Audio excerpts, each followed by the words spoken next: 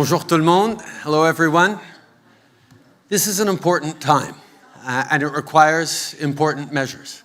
That's why Canada's and Canadians have been stepping up here at COP26. It's a milestone. Since when we met in Paris, we're facing big challenges as communities, as countries, and as a world. And it's time for some big solutions. We laid out plans to get to net zero by 2050 at home. We've made progress with partners to keep 1.5 alive as a goal we need to reach. Chez nous, on a mis un prix sur la pollution qu'on a défendu devant la Cour suprême et même créé un consensus parmi les Canadiens. Il faut avancer sur la tarification du carbone. On a amené des investissements records dans le transport collectif, dans les énergies propres. On a fait énormément en partenariat avec les peuples autochtones et les partenaires à travers le pays comme les provinces pour protéger nos océans, pour protéger nos terres et notre biodiversité. We're going to keep moving forward at home. On emissions, we've committed to put a cap and begin to cut emissions from oil and gas production.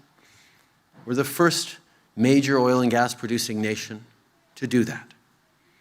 We committed to reduce methane emissions by at least 30% by 2030, and in particular, reduce oil and gas methane emissions by 75% by 2030.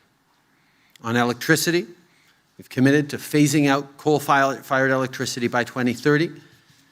We're going to ensure that all new vehicle sales are zero-emission vehicles and that we have a net zero grid by 2035.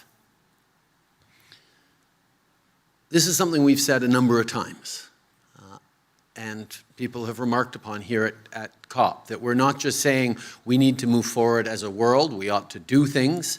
Canada is showing that we are doing things. We're making big decisions at home and encouraging people around the world to do more as well. Because climate change doesn't recognize borders. At COP, I've spoken to dozens and dozens of leaders driving ambition, deepening cooperation. Today, with partners like the IMF, World Bank, and the World Trade Organization, we're calling to bringing in carbon pricing to triple it on emissions, up from about 21% of emissions covered by a price on pollution around the world to get to 60% covered by a price on pollution by 2030.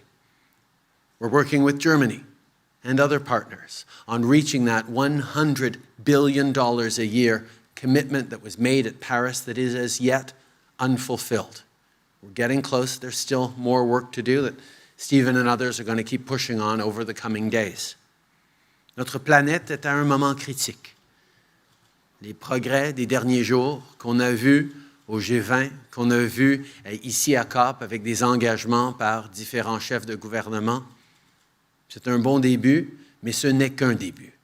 Les gens à travers la planète nous regardent, les travailleurs, les peuples autochtones, les jeunes sont en train d'exiger encore plus de leadership des dirigeants de la planète, des pays d'un bout à l'autre de ce monde. Et c'est exactement ce sur quoi le Canada se concentre. Notre avenir et celui de nos enfants est en jeu. They've been past 5 days extremely busy for our Canadian delegation. From our first stop in the Netherlands, where we talked about trade and shared values and the work we need to continue to do with strong allies on multilateralism and promoting democracy, to the G20 in Italy, where we brought the world together to recognize 1.5 as a target, to commit to reaching net zero by the middle of the century. These are things that we're going to have to continue to push on. It involved working on vaccines and global supply chains and economic growth and strengthening our support for people who are struggling with affordability at the same time as we show leadership on the big issues that the world is facing. So from climate action to vaccines to progressive trade, we focused on what matters to Canadians: clean air and good jobs, beating COVID-19, and doing our part to build a stronger, healthier world.